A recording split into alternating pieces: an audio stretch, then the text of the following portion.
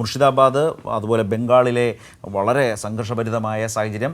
ആ മുർഷിദാബാദ് സന്ദർശിക്കാൻ CPIM general secretary MA ബേബിക്ക് മമതാ സർക്കാർ അനുമതി നിഷേധിച്ചു എന്ന വളരെ പ്രധാനപ്പെട്ട വാർത്തയിലേക്കാണ് പോകുന്നത്. 2 CPIM പ്രവർത്തകരാണ് അവിടെ കൊല്ലപ്പെട്ടത്. ആ ഭാഗത്തേക്കാണ്, അവിടേക്കാണ് CPIMൻ്റെ ജനറൽ സെക്രട്ടറി പോകാൻ തീരുമാനിച്ചത്. പക്ഷേ അതിനെ തടയുന്ന നിലയാണ് മമതാ സർക്കാർ സ്വീകരിച്ചത്. സിബി വിശദാംശങ്ങളുമായി ചേരുകയാണ്. സിബി, വളരെ തെറ്റായ ഒരു നിലപാട് എന്ന് ഉറപ്പിച്ചു പറയാവുന്ന രീതിയിലാണ് മമതാ സർക്കാർ പെരുമാറിക്കൊണ്ടിരിക്കുന്നത്. സ്വേച്ഛാപരമായ ഒരു നടപടിയാണ്. MA baby party general secretary, CPIM general സെക്രട്ടറിക്ക് അവിടെ പോകാൻ, അവിടെ എത്താൻ അനുമതി വളരെ ക്ലിയറായി നിഷേധിക്കുകയാണോ ബംഗാൾ സർക്കാർ? ശരത്ത്, തീർച്ചയായും ഇന്നിപ്പോൾ CPIM general secretary MA Baby കൊൽക്കത്തയിലുണ്ട്. അദ്ദേഹം ഈ മുർഷിദാബാദിൽ പോകാൻ വേണ്ടി അനുമതി ചോദിച്ചെങ്കിലും ആ അനുമതി മമതാ സർക്കാർ നിഷേധിക്കുകയാണ് ചെയ്തത്. നമുക്കറിയാം, ഈ ബക്കപ്പ് നിയമ ഭേദഗതിക്ക് ശേഷം, ഈ നിയമം പ്രാബല്യത്തിലായ ശേഷം ബംഗാളിൽ വിവിധ ഇടങ്ങളിൽ വളരെ വലിയ പ്രതിഷേധങ്ങളുണ്ടായി. അവിടെ മുർഷിദാബാദിൽ അത് വലിയ കലാപമായി പൊട്ടിപ്പുറപ്പെടുകയും അതിൻ്റെ മറവിൽ കലാപം അഴിച്ചുവിടുന്ന സാഹചര്യം ഉണ്ടായി.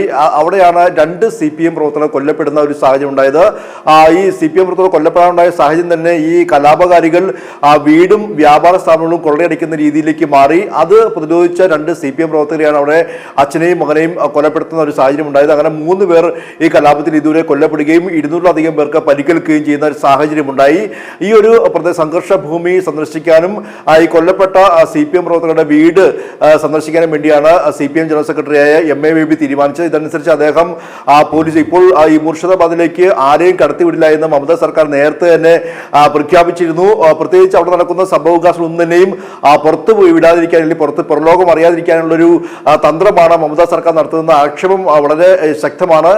CPIMന്റെ അവിടുത്തെ സംസ്ഥാന സെക്രട്ടറി അടക്കമല്ല നിലയും ഈ ആക്ഷേപം ഉന്നയിക്കുകയും ചെയ്തിട്ടുണ്ട്. ഇന്നിപ്പോൾ CPIMന്റെ ജനറൽ സെക്രട്ടറിയായ MA ബേബി കൊൽക്കത്തയിലെത്തി അദ്ദേഹം ഈ മുർഷിദാബാദ് സന്ദർശിക്കാൻ വേണ്ടി നാളെ തീരുമാനിക്കുകയും പിന്നീട് അനുമതി തേടുകയുമായിരുന്നു. പക്ഷേ അദ്ദേഹത്തിന് ഇപ്പോൾ അനുമതി നിഷേധിച്ചിരിക്കുകയാണ്. എന്തായാലും ബംഗാളിലെ ഈ മുർഷിദാബാദ്, അതോടൊപ്പം തന്നെ 24 പർഗാനസ് അടക്കമുള്ള നിരവധി ഇടങ്ങളിൽ ഇപ്പോഴും വലിയ സംഘർഷാവസ്ഥയാണ്.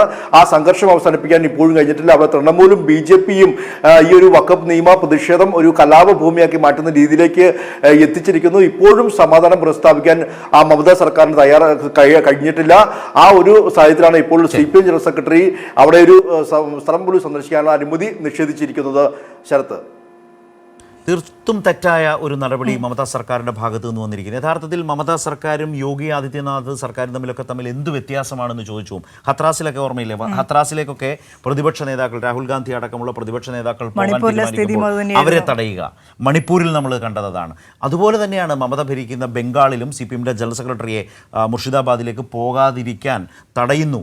ഇത്തരം പ്രദേശങ്ങളിലേക്ക് പോവുക, അവിടെ ജനങ്ങൾക്ക് ധൈര്യം പകരുക, അവിടെ നടക്കുന്ന വിഷയങ്ങൾ, പ്രശ്നങ്ങൾ അറിയുക. അവിടെ CPIMന്റെ തന്നെ 2 പ്രവർത്തകരാണ് കൊല്ലപ്പെട്ടത്. അവിടേക്ക് CPIMന്റെ ജനറൽ സെക്രട്ടറിക്ക് പോകാൻ, കൊൽക്കത്തയിൽ നിന്ന് പോകാൻ തീരുമാനിക്കുമ്പോൾ തടയുന്ന വിധത്തിലേക്ക് എങ്ങനെയാണോ BJP സർക്കാരുകൾ പെരുമാറുന്നത്, യോഗി ആദിത്യനാഥിനെ പോലുള്ളവർ പെരുമാറുന്നത്, മണിപ്പൂരിൽ എങ്ങനെയാണ് പെരുമാറിയത്, ഇതേ മട്ടിൽ ബംഗാളിൽ മമതയും പെരുമാറുന്നു, ഇടപെടുന്നു എന്നുള്ളതാണ് ഏറ്റവും വലിയ തെറ്റായ ഒരു നടപടി. ആ നിലയിലുള്ള വളരെ പ്രധാനപ്പെട്ട ആക്ച്വലി എന്താണ് അവിടെ സംഭവിക്കുന്നത് എന്ന് പുറത്തു വരുന്ന റിപ്പോർട്ടുകൾ അറിയാതിരിക്കാനാണ് ഇത്തരത്തിൽ അനുമതി നിഷേധിക്കുന്നത് എന്നത് വലിയൊരു വസ്തുത തന്നെയാണ്.